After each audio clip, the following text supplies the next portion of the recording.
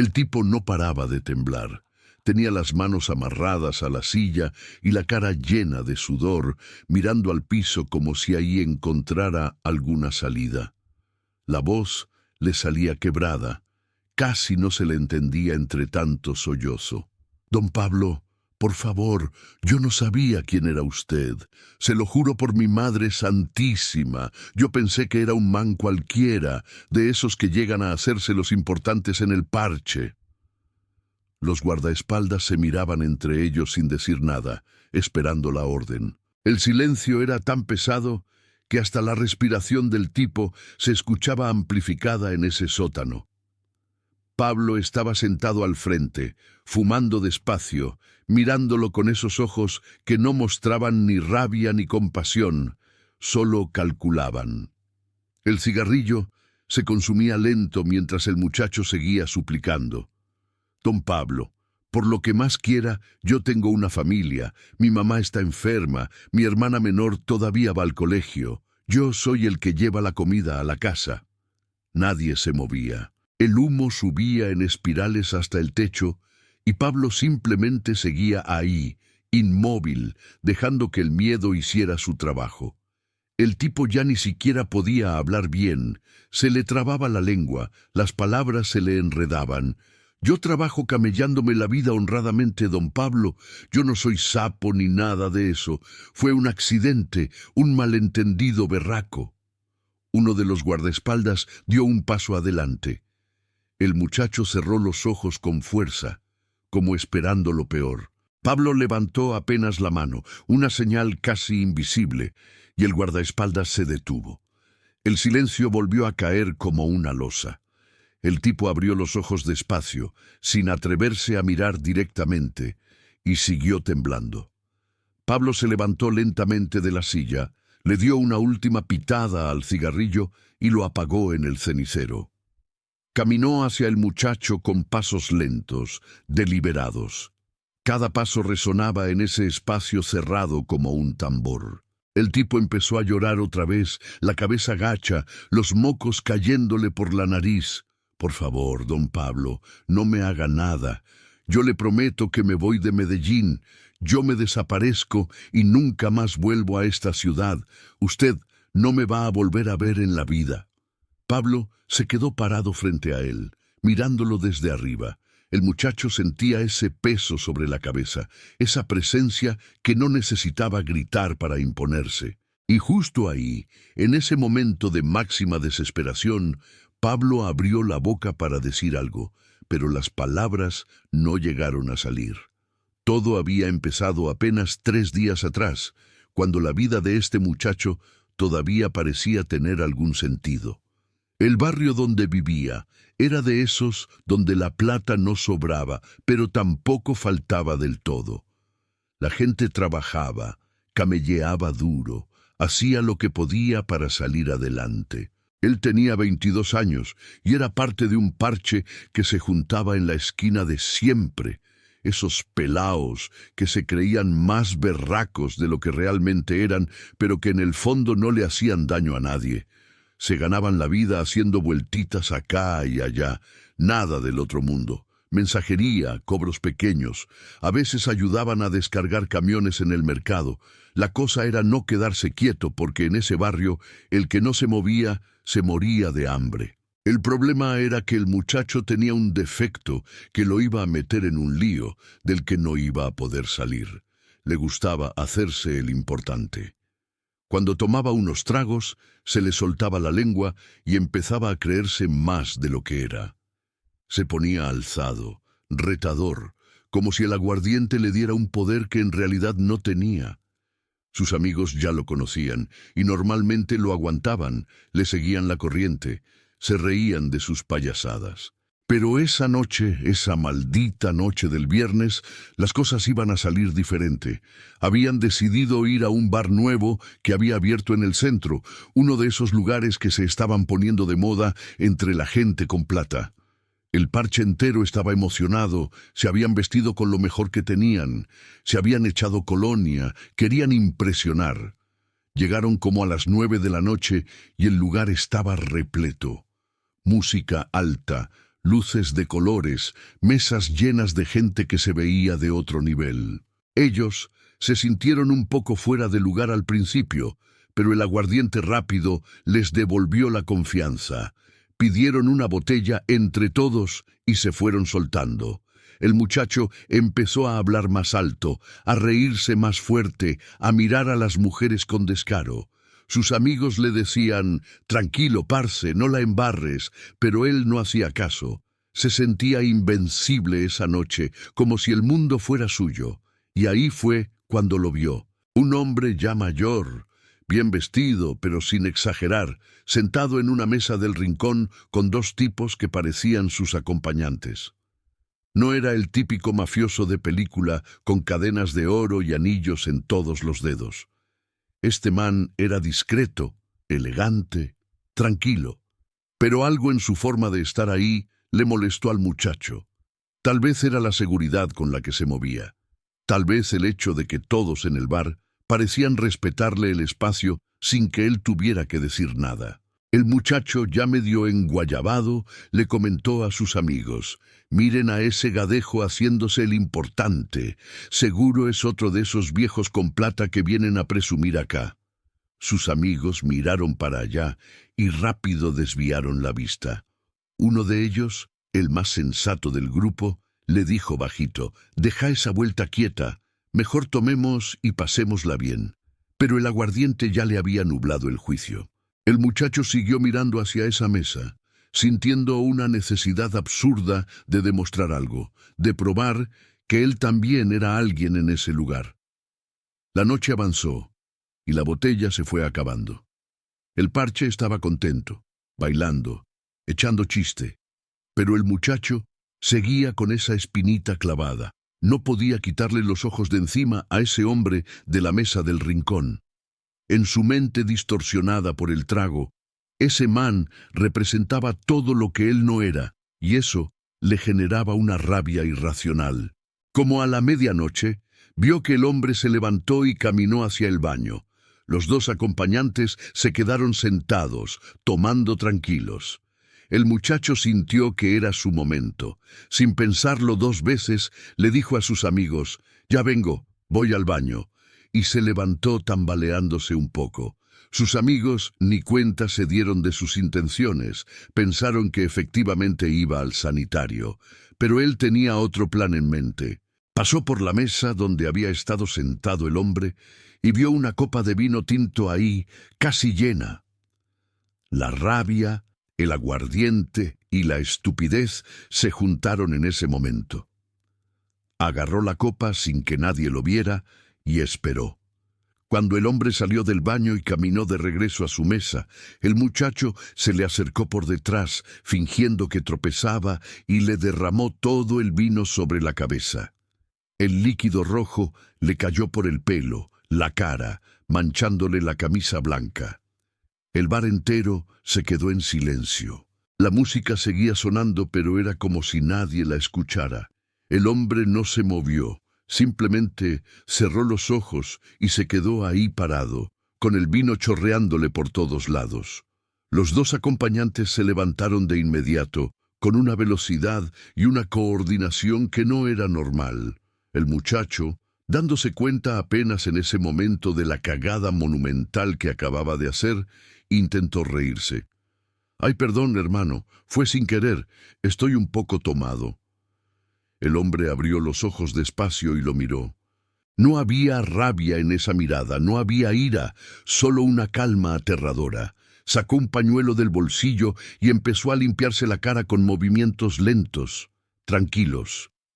Uno de los acompañantes se acercó al muchacho y le dijo al oído, tan bajito que solo él pudo escuchar: «Acabas de cometer el error más grande de tu vida, muchacho».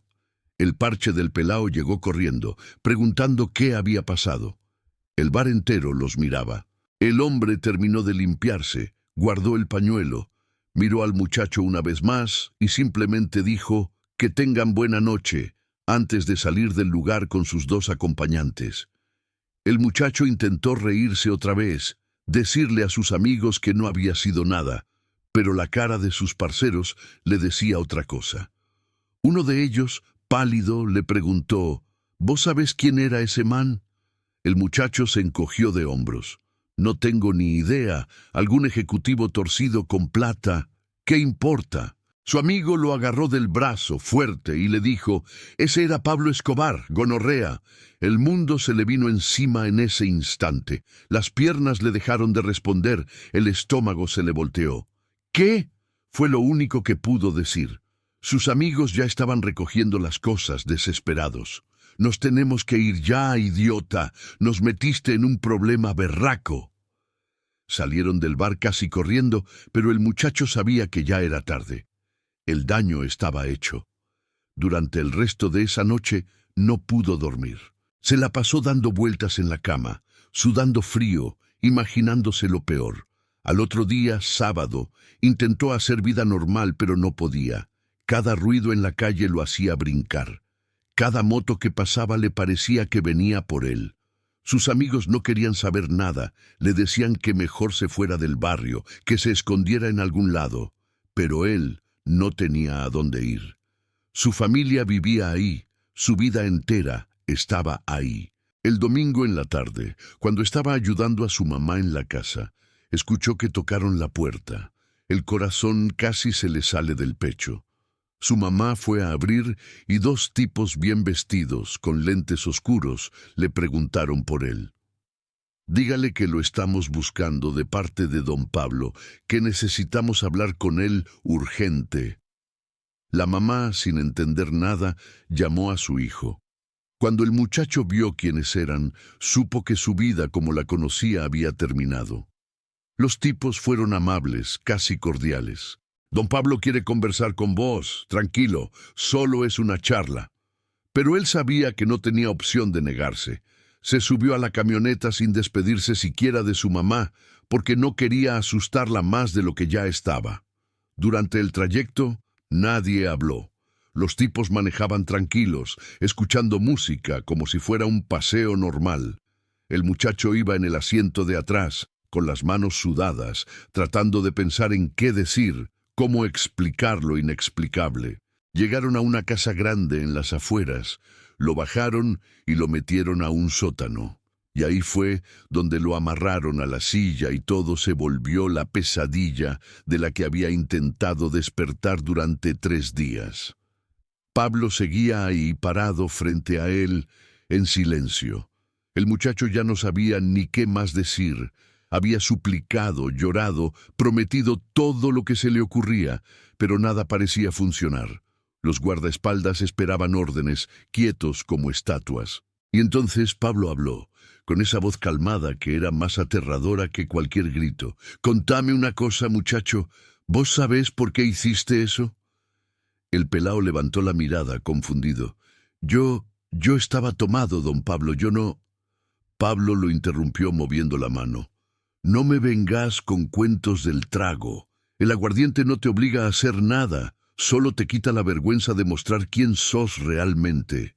Vos hiciste eso porque te sentiste menos que yo. Porque me viste ahí, tranquilo, respetado, y vos no podés soportar que alguien sea más que vos sin tener que gritar o pelear por eso».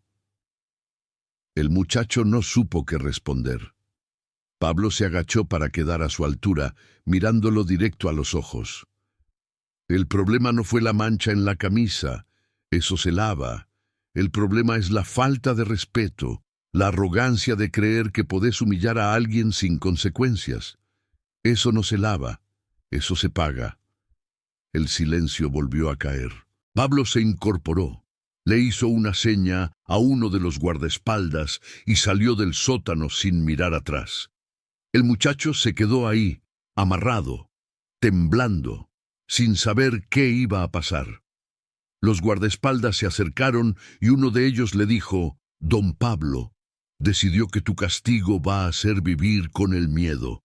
No te vamos a tocar, no te vamos a hacer nada, pero a partir de hoy vas a saber que en cualquier momento, en cualquier lugar, podemos aparecer. Vas a vivir mirando para atrás el resto de tu vida». Lo desamarraron y lo sacaron de ahí. Lo dejaron en una esquina del barrio solo, confundido. Llegó a su casa y su mamá lo abrazó llorando. Él no le contó nada de lo que había pasado, solo le dijo que todo estaba bien, pero desde ese día nada volvió a ser igual. Las semanas siguientes fueron una tortura silenciosa. El muchacho intentaba hacer su vida normal, pero el miedo lo carcomía por dentro. Cada vez que salía a la calle, sentía que lo estaban vigilando. Cada moto que se detenía cerca, cada camioneta que pasaba despacio, le parecía que venía por él. Sus amigos notaron el cambio. Ya no era el mismo, ya no se juntaba con ellos, ya no tomaba. Se había vuelto un fantasma de sí mismo. Dejó de ir al parche de la esquina, dejó de buscar las vueltitas que antes hacía. Se la pasaba encerrado en la casa, ayudándole a su mamá, cuidando a su hermana menor. Pero el peso de lo que había hecho era insoportable. No podía dormir bien, las pesadillas lo atormentaban. Soñaba que lo perseguían, que lo agarraban, que lo llevaban a ese sótano otra vez. Se despertaba sudado, con el corazón acelerado, y no podía volver a conciliar el sueño. Su mamá empezó a preocuparse. Le preguntaba qué le pasaba, por qué había cambiado tanto. Él le decía que no era nada, que solo estaba cansado. Pero ella no le creía. Su hermana también notó que algo andaba mal. Una noche, sentados en la sala viendo televisión, ella le preguntó, ¿por qué ya no salís con tus amigos? Él intentó sonreír, pero no le salió. Ya no me interesa ese parche, hermanita. Quiero enfocarme en otras cosas. Pero la verdad era que el miedo lo había paralizado. Un día, como al mes de lo sucedido, estaba caminando por el mercado cuando vio a uno de los guardaespaldas de Pablo. El tipo estaba ahí, comprando frutas, como cualquier persona normal. Sus miradas se cruzaron por un segundo. El guardaespaldas no hizo nada, no dijo nada, solo lo miró y siguió con lo suyo. Pero para el muchacho fue como recibir un mensaje directo. Te estamos viendo. Esa noche no pudo dormir. Al otro día, vio al mismo guardaespaldas en otra parte del barrio. Era imposible que fuera coincidencia. Lo estaban siguiendo, lo estaban vigilando, tal como le habían dicho. El mensaje era claro. Podemos aparecer cuando queramos. La paranoia se apoderó de él por completo. Dejó de salir casi del todo. Su mamá tuvo que empezar a hacer las compras sola, porque él ya no quería ni ir al mercado. Sus amigos dejaron de buscarlo porque él siempre ponía excusas. Se encerró en su propio miedo, construyó una cárcel mental de la que no podía escapar. 2 meses después del incidente, empezaron a pasar cosas extrañas, pequeñas cosas que solo él notaba. Un día, alguien le rayó el portón de la casa con una X grande. Al otro día, encontró una botella de vino tinto vacía en la entrada. Después, alguien le dejó una nota debajo de la puerta que solo decía, no olvidamos. Cada mensaje era una tortura psicológica perfectamente calculada. No le hacían daño físico, no lo amenazaban directamente, pero lo mantenían en un estado constante de terror. Su mamá encontró las notas un día y le preguntó qué significaban. Él le dijo que eran bromas de sus antiguos amigos, pero ella no era tonta. Sabía que algo grave estaba pasando. Su hermana empezó a tener miedo también, preguntaba si estaban en peligro. Él le aseguraba que no, que todo estaba bien, pero ni él mismo se lo creía. La situación se volvió insostenible. El muchacho empezó a buscar formas de salir de Medellín. Habló con un primo que vivía en otra ciudad, le pidió que le consiguiera trabajo allá. El primo le dijo que sí, que se fuera cuando quisiera. Pero cuando intentó comprar el pasaje de bus, descubrió que su cédula había sido reportada. No podía viajar. Fue a la terminal y le explicaron que tenía un bloqueo en el sistema, que debía ir a resolver eso con las autoridades. Pero él sabía que no era un error del sistema. Era parte del plan. Lo tenían atrapado en la ciudad. No podía irse aunque quisiera. La desesperación lo llevó a hacer algo impensable. Decidió buscar a un amigo de un amigo que supuestamente tenía contactos con gente de Pablo, para intentar pedir perdón formalmente, para rogar que lo dejaran en paz. Consiguió el contacto, se reunió con un intermediario en un café, le explicó su situación, le suplicó que transmitiera su mensaje.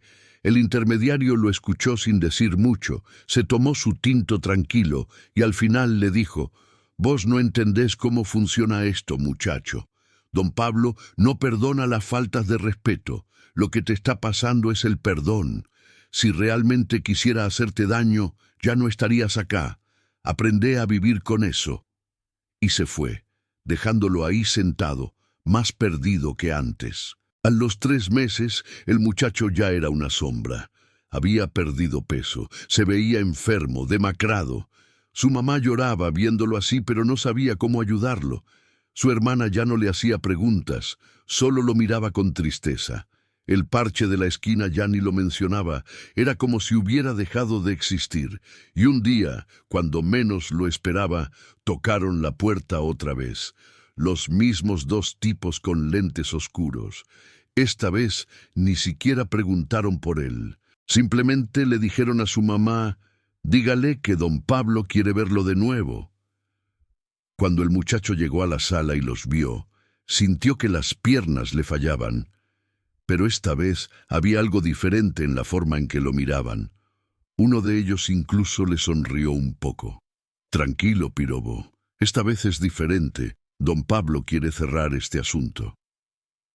El trayecto fue igual que la vez anterior, pero el ambiente era distinto. Los tipos conversaban entre ellos. Incluso le ofrecieron un cigarrillo que él aceptó con manos temblorosas. Llegaron a la misma casa, pero esta vez no lo bajaron al sótano. Lo llevaron a una sala grande, bien decorada, con sofás cómodos y una vista bonita del jardín, y ahí estaba Pablo sentado leyendo un periódico, tomando café. Cuando vio al muchacho entrar, dobló el periódico y le hizo una seña para que se sentara al frente. El pelao se sentó en la orilla del sofá, tenso, esperando. Pablo lo miró un rato largo antes de hablar. «Te ves terrible, muchacho». El pelao no supo qué decir. Pablo siguió: «Estos meses han sido tu castigo. No fue la muerte, no fue la violencia, fue el miedo. ¿Aprendiste algo?» El muchacho asintió desesperado. «Sí, don Pablo, aprendí. Aprendí que el respeto es lo más importante, que uno no puede andar por la vida humillando a la gente, que cada acción tiene su consecuencia». Pablo tomó un sorbo de café. «Bien. Entonces ya cumpliste tu condena. A partir de hoy se acabó. No te vamos a seguir más, no te vamos a mandar más mensajes. Podés vivir tu vida. Pero si algún día volvés a faltarle el respeto a alguien, sea quien sea, no va a haber segunda oportunidad. ¿Entendiste?» El muchacho sintió que podía respirar por primera vez en meses. «Sí, don Pablo, entendí perfectamente». Pablo hizo una seña y los guardaespaldas se acercaron. «Llévenlo de regreso». El muchacho se levantó, todavía temblando pero con un alivio inmenso. Antes de salir se volteó y dijo: «Gracias, don Pablo, de verdad, muchas gracias». Pablo simplemente asintió y volvió a su periódico. Los días siguientes fueron extraños. El muchacho esperaba que en cualquier momento apareciera otra nota, otro mensaje, pero no pasó nada. Las semanas fueron pasando y la vida empezó a normalizarse lentamente. Su mamá notó el cambio, lo vio más tranquilo, aunque todavía asustadizo. Su hermana volvió a sonreírle. El parche de la esquina lo vio un día y los saludaron de lejos, pero él ya no tenía ganas de volver a juntarse con ellos. Había cambiado, y ellos lo sabían. Consiguió un trabajo humilde en una tienda del barrio, vendiendo artículos de papelería. El dueño era un señor mayor que le dio la oportunidad sin hacer muchas preguntas. El muchacho se dedicó con todo, llegaba temprano, se quedaba hasta tarde, era amable con los clientes. Era como si estuviera tratando de compensar todo el daño que había causado siendo una mejor persona. pero la marca de esos meses de terror nunca se fue del todo. Desarrolló una ansiedad que lo acompañaría por años. Cada vez que veía una camioneta negra, el corazón se le aceleraba. Cada vez que alguien tocaba la puerta de forma inesperada, le costaba respirar. El miedo se había instalado en su sistema nervioso y ya no había forma de sacarlo completamente. Su mamá un día le preguntó qué había pasado realmente, por qué había estado tan mal esos meses. Él le contó la verdad, o al menos una versión resumida. Le explicó lo del bar, lo del vino, quién era el hombre. Su mamá se puso pálida. Se hizo la señal de la cruz varias veces. «Hijo de mi vida, ¿cómo se te ocurrió hacer esa barbaridad?» El muchacho solo pudo bajar la cabeza. «No sé, mamá, yo estaba tomado, me sentía menos, quise demostrar algo. Fue la estupidez más grande de mi vida». Su mamá lo abrazó y lloró, no por rabia, sino por alivio de que su hijo todavía estuviera vivo. «No volvás a tomar nunca más, me prometés». Y él lo prometió, y lo cumplió. Nunca más volvió a probar el aguardiente. Con el tiempo, la historia empezó a circular por el barrio. Al principio en murmullos, después más abiertamente. «¿Sabes qué le pasó al pelao ese que andaba con el parche de la esquina? Le tiró vino a Pablo Escobar sin saber y el man lo dejó vivir, pero le hizo pasar el peor miedo de su vida». La gente lo señalaba en la calle, algunos con lástima, otros con cierto respeto extraño por haber sobrevivido. Él odiaba esa atención. Solo quería que lo dejaran en paz. Pero la historia ya tenía vida propia. Se convirtió en una leyenda urbana del barrio, en un cuento que se contaba para enseñar lecciones. «Mirá lo que le pasó a ese muchacho por alzado. Don Pablo lo pudo haber borrado del mapa, pero le dio una lección mejor. Le enseñó a vivir con el miedo». Los papás empezaron a usar la historia para asustar a sus hijos cuando se ponían rebeldes. «¿Querés terminar como el pelao del vino? Aprende a respetar antes de que sea tarde». La historia se fue distorsionando con el tiempo, como pasa con todos los cuentos que se repiten. Algunos decían que el muchacho había quedado loco, otros que se había vuelto evangélico, otros que había huido del país. Pero la verdad era más simple y más triste. Solo había quedado roto, con un trauma que no se veía, pero que lo acompañaba a todos lados. Pasó un año desde el incidente. El muchacho seguía trabajando en la papelería, viviendo tranquilo, ayudando a su mamá y a su hermana. Se había vuelto invisible en el barrio, exactamente lo que quería. Un día estaba atendiendo la tienda cuando entró un señor bien vestido. El muchacho lo atendió con amabilidad, le mostró los productos, le ayudó a escoger. Cuando el señor iba a pagar, le dijo: «Don Pablo me mandó a decirte que está orgulloso de cómo has cambiado, que sigas así». Y se fue dejando al muchacho paralizado detrás del mostrador. No era una amenaza, era un reconocimiento. Pero igual le recordó que, aunque todo hubiera terminado, Pablo siempre iba a saber dónde estaba, qué estaba haciendo. Esa noche, el muchacho se sentó en el patio de su casa y miró el cielo. Pensó en todo lo que había pasado, en cómo una sola decisión estúpida había cambiado su vida para siempre. Pensó en la persona que era antes, ese pelao arrogante y alzado que se creía más de lo que era. Y pensó en la persona que era ahora, alguien humilde, asustado, pero vivo. No sabía si era mejor o peor, solo sabía que era diferente. Su hermana salió al patio y se sentó a su lado. «¿Estás bien, hermano?» Él la miró y le sonrió, una sonrisa cansada pero genuina. «Sí, hermanita, estoy bien, estoy vivo, y eso es lo que importa». Ella le agarró la mano y se quedaron ahí sentados en silencio, mirando las estrellas. La vida había seguido, pero nunca sería la misma. Mientras tanto, en otro lado de la ciudad, en esa casa grande de las afueras, Pablo estaba sentado en su oficina revisando papeles. Uno de sus hombres entró y le informó que el encargo había sido entregado, que el muchacho había recibido el mensaje. Pablo asintió sin levantar la vista de los documentos. «¿Cómo está el pelao?», preguntó sin mucho interés. El hombre respondió: «Humilde, don Pablo, muy humilde, trabaja honrado, cuida a su familia, no se mete con nadie». Pablo dejó los papeles a un lado y se recostó en la silla. Bien, ese era el punto. A veces la mejor forma de enseñar no es castigar el cuerpo, es marcar el alma. El hombre asintió, entendiendo la filosofía. Pablo continuó: «Ese muchacho me faltó el respeto por arrogancia, por sentirse menos. Podía acabar con él en un segundo, pero ¿qué enseñanza hubiera dejado eso? Ninguna. En cambio, ahora hay un pelao en ese barrio que aprendió una lección que va a cargar toda la vida y que va a contar esa lección a otros. Eso es más valioso que cualquier castigo físico». El hombre sonrió levemente. «Tiene razón, don Pablo. La historia ya se está regando por toda la ciudad. Dicen que usted es un hombre justo, pero que no perdona las faltas de respeto». Pablo prendió un cigarrillo. «Que sigan diciendo.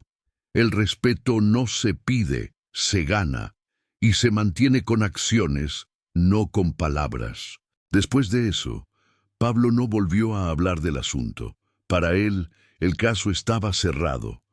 El muchacho había sido castigado de la forma apropiada y la lección había sido transmitida. Tenía asuntos más importantes en que pensar, negocios que atender, enemigos que vigilar, pero la historia del pelao del vino ya era parte de su legado, una más de esas historias que se contaban en las calles de Medellín sobre el hombre que controlaba la ciudad. En los meses siguientes, la historia llegó a oídos de cada vez más gente. No solo en el barrio, sino en toda la ciudad. Se convirtió en un ejemplo de lo que pasaba cuando alguien se pasaba de listo con la persona equivocada. Pero también se convirtió en un ejemplo de la justicia particular de Pablo Escobar, de cómo él medía los castigos según la falta y las circunstancias.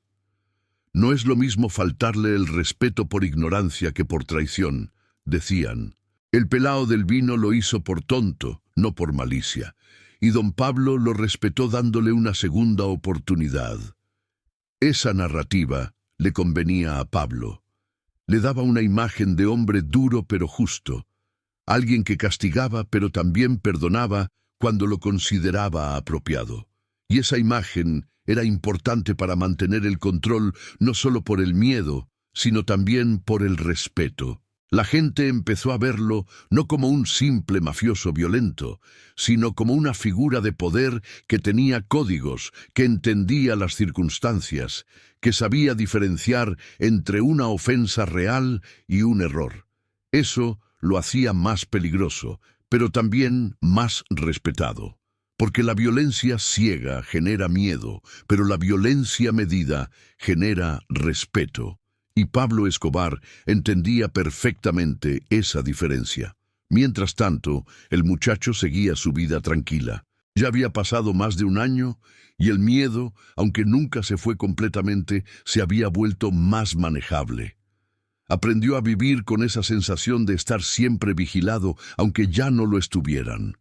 Era como un fantasma que cargaba con él, una presencia invisible que le recordaba constantemente su error, pero también había aprendido cosas valiosas.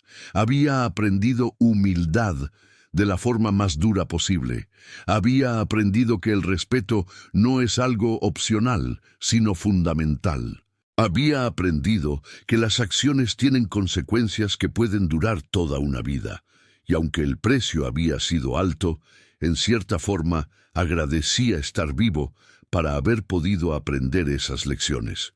Su mamá un día le comentó que debería buscar una novia, que ya tenía edad para sentar cabeza. Él se rió, algo que no hacía mucho antes. «¿Quién me va a querer a mi mamá con todo este trauma que cargo?». Ella le acarició la cara. Vas a encontrar a alguien que te entienda, hijo. No todos van a conocer tu historia, y los que la conozcan van a ver que sobreviviste, que cambiaste, que sos una mejor persona. Y tenía razón. Meses después conoció a una muchacha del barrio vecino que trabajaba en una panadería. Ella había escuchado la historia, pero no le importó. Vio en él a un hombre humilde, trabajador, cariñoso con su familia. Empezaron a salir y lentamente el muchacho empezó a sentir que podía volver a tener algo parecido a una vida normal. Nunca le contó todos los detalles de lo que había vivido. Algunos traumas son demasiado profundos para compartir completamente. Pero ella entendía que algo grave había pasado y no presionaba. Solo estaba ahí, acompañándolo, ayudándolo a construir una nueva vida sobre los escombros de la anterior. 2 años después del incidente, el muchacho y la muchacha se casaron en una ceremonia pequeña. Su mamá lloró de felicidad. Su hermana fue la madrina. El parche viejo no fue invitado. Esa etapa de su vida había quedado en el pasado. Fue un evento humilde, pero lleno de amor. Y por primera vez en mucho tiempo, el muchacho sintió que podía mirar hacia adelante sin que el peso del pasado lo aplastara completamente. Esa noche, después de la celebración, cuando estaba solo con su nueva esposa, ella le preguntó: ¿algún día me vas a contar todo lo que pasó? Él la miró a los ojos y le respondió con honestidad: algún día, cuando esté listo. Pero lo importante es que sobreviví, aprendí y ahora estoy acá con vos. Ella lo abrazó y no volvió a preguntar. Algunos secretos necesitan tiempo para ser revelados y algunos tal vez nunca deban serlo completamente. El tiempo siguió pasando y la vida del muchacho se estabilizó. Consiguió un trabajo mejor en una ferretería, ganaba un poco más, pudo mudarse con su esposa a un apartamento pequeño pero propio. Su mamá estaba orgullosa, su hermana había terminado el colegio y también estaba trabajando. La familia había salido adelante a pesar de todo. Pero en las noches, cuando todo estaba en silencio, el muchacho todavía tenía pesadillas. Soñaba con ese sótano, con esa silla, con la mirada de Pablo Escobar. Se despertaba sudado y su esposa lo calmaba. Le decía que ya había pasado, que estaba a salvo. Pero él sabía que nunca iba a estar completamente a salvo, que esa experiencia lo había marcado para siempre. La historia del pelao del vino seguía circulando años después. Se había convertido en una leyenda urbana de Medellín, uno de esos cuentos que los viejos les contaban a los jóvenes para enseñarles respeto. ¿Sabes qué le pasó al que le tiró vino a don Pablo? Y la historia se repetía una y otra vez, a veces con detalles exagerados, a veces más cerca de la realidad, pero siempre con la misma moraleja. El respeto es sagrado y las consecuencias de faltarlo pueden perseguirte toda la vida.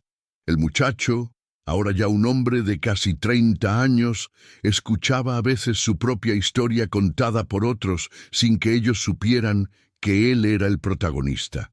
Un día, en el bus, 2 pelaos jóvenes iban hablando. ¿Oíste la historia del man que le tiró vino a Pablo Escobar? El otro respondió: sí, parce, dicen que el tipo quedó loco del miedo. El muchacho, sentado unas filas atrás, solo sonrió tristemente. No estaba loco, pero tampoco era el mismo de antes.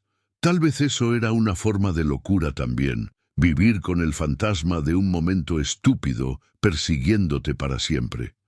Su esposa quedó embarazada y eso le dio una nueva razón para mirar hacia adelante. Iba a ser papá. Iba a tener la responsabilidad de criar a un hijo, de enseñarle las lecciones que él había aprendido de la forma más dura. Prometió que su hijo nunca tendría que pasar por algo así, que le enseñaría humildad y respeto desde pequeño. No con miedo, sino con amor y ejemplo. Cuando nació su hija, una niña hermosa de ojos grandes, el muchacho lloró. Lloró por todo lo que había pasado, por todo lo que había perdido. pero también por todo lo que había ganado. Esa niña representaba una nueva oportunidad, una página en blanco donde podía escribir una historia diferente. La cargó en sus brazos y le susurró: «A vos te voy a enseñar a ser fuerte pero humilde, berraca pero respetuosa. Vas a aprender de los errores de tu papá sin tener que cometerlos vos misma». Su esposa lo miraba con ternura, sabiendo que ese hombre roto se estaba reconstruyendo lentamente. Pablo Escobar, mientras tanto, seguía siendo la figura más poderosa e influyente de Medellín. Su imperio crecía, sus enemigos caían, su leyenda se expandía. La historia del Pelao del Vino era apenas una nota al pie en su vasto catálogo de anécdotas, pero para él representaba algo importante, la demostración de que el poder verdadero no está solo en la capacidad de destruir, sino en la capacidad de perdonar estratégicamente. Esa historia le daba un barniz de humanidad, de comprensión, que contrastaba con las otras historias más oscuras que también circulaban sobre él. Y eso era exactamente lo que necesitaba para mantener su control. Ser temido, sí, pero también ser respetado e incluso admirado por ciertos sectores de la población. Años después, cuando la guerra contra el Estado se intensificó y Pablo Escobar pasó de ser un héroe popular a un enemigo público, la historia del Pelao del Vino seguía siendo contada. Pero ahora con un matiz diferente. Ya no era solo una lección sobre el respeto, sino también una reflexión sobre el poder y sus límites. Mirá, don Pablo podía perdonar a un pelao que le tiró vino, pero no pudo perdonar al Estado que lo persiguió. Al final, todos tenemos un límite. El muchacho, ya convertido en padre de familia, seguía la cobertura noticiosa del declive de Pablo Escobar con sentimientos mezclados. Por un lado, sabía que ese hombre había causado mucho daño, muchas lágrimas, mucha destrucción. Por otro lado, ese mismo hombre le había dado una segunda oportunidad cuando pudo simplemente acabar con él. No sabía si admirarlo, temerlo, odiarlo o agradecerle. Probablemente era una mezcla de todo eso. Cuando Pablo finalmente murió en ese techo de Medellín, en diciembre del 93, el muchacho sintió algo extraño. No fue alegría ni tristeza, fue algo más parecido al cierre de un capítulo que había estado abierto en su vida durante años. Se sentó en su sala, con su esposa y su hija, viendo las noticias, y simplemente suspiró. Se acabó. Fue lo único que dijo. Su esposa le agarró la mano. «¿Ahora sí podés estar en paz?». Él pensó la pregunta un rato largo antes de responder. «No sé si alguna vez voy a estar completamente en paz, pero al menos ya no tengo que vivir con la sensación de que en cualquier momento puede aparecer alguien de su parte. Ese miedo al menos ya se acabó». Y era cierto. Con la muerte de Pablo, el último hilo que lo conectaba a esa época terrible de su vida se había cortado. Ya no había posibilidad de que alguien viniera de parte de don Pablo a recordarle su error. Era libre, o lo más cercano a libre que podía estar después de todo lo vivido. Los años fueron pasando y la historia del Pelao del Vino fue perdiendo relevancia gradualmente. Las nuevas generaciones tenían sus propias historias, sus propias leyendas. Pablo Escobar se convirtió en una figura casi mítica, romantizada por algunos, demonizada por otros, pero en general distante, histórica. El muchacho, ahora ya un señor de más de 40 años, había construido una vida decente. Su hija estaba grande, estudiando en la universidad. Su esposa seguía a su lado. Su mamá vivía tranquila en una casita que él le había podido comprar con años de trabajo duro. Su hermana se había casado y tenía sus propios hijos. La familia había prosperado, contra todo pronóstico. Un día, su hija llegó de la universidad con una tarea. Tenía que hacer un trabajo sobre la historia de Medellín en los años 80 y 90, sobre la época de Pablo Escobar. Le preguntó a su papá si sabía algo, si había vivido esa época. Él se quedó callado un momento, sopesando cuánto contar.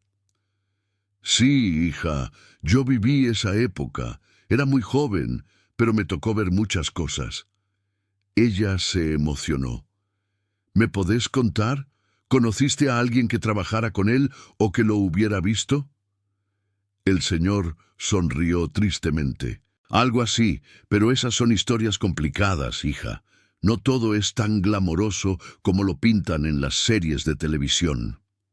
Ella insistió, y él finalmente decidió contarle no todo, pero sí lo suficiente. Le contó sobre el bar, sobre el vino, sobre el error que cometió.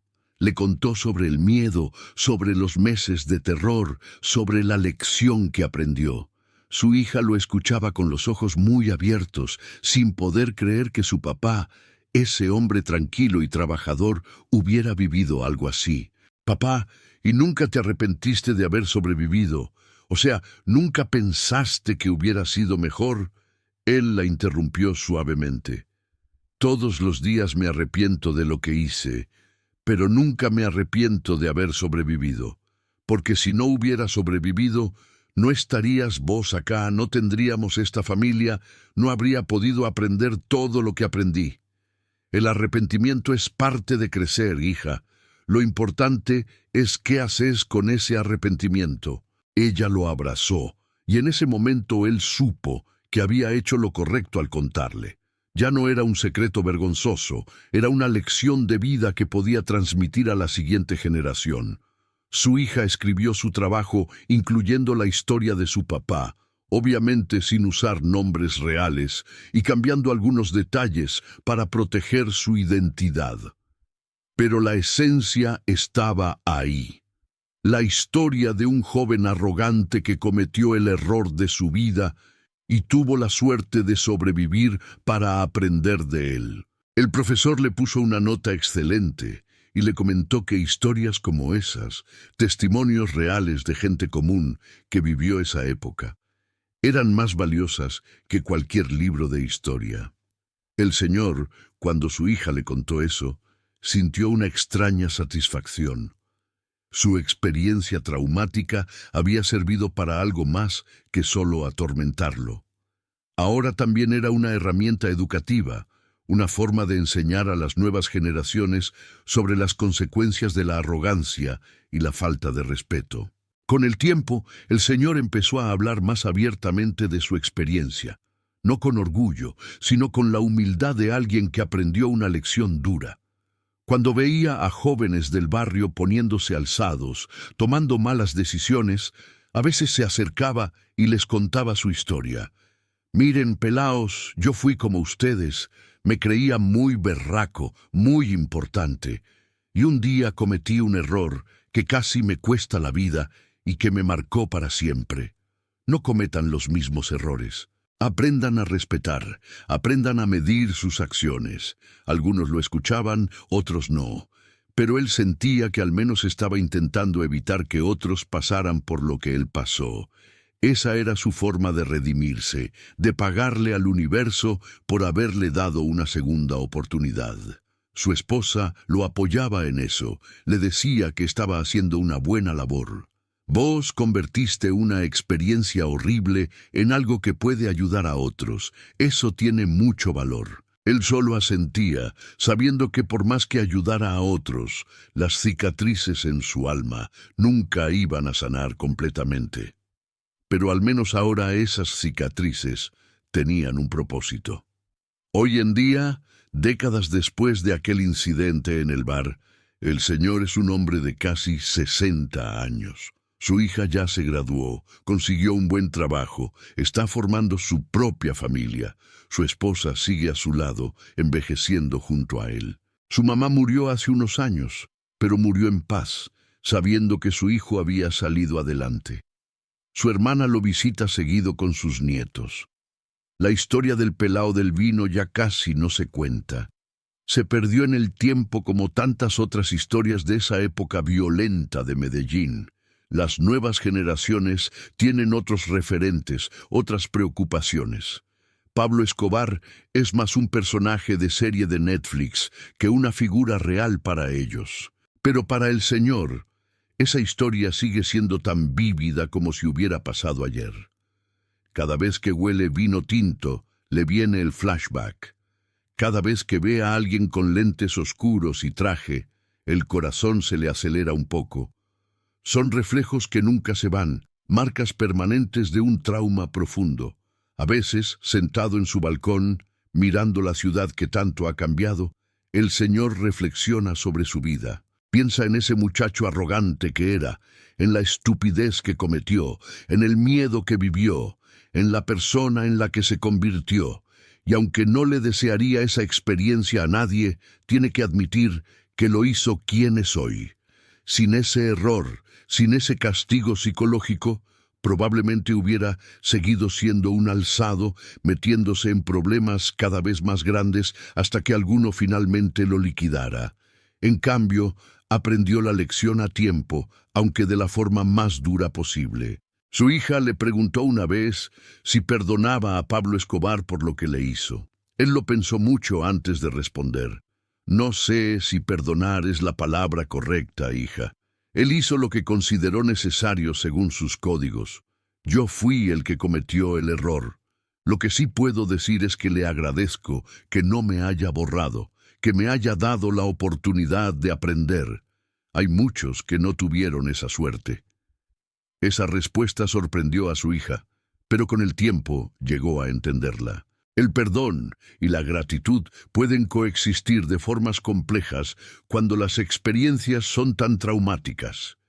Y así, la historia del pelao del vino se va desvaneciendo en el tiempo, recordada por pocos, relevante para menos.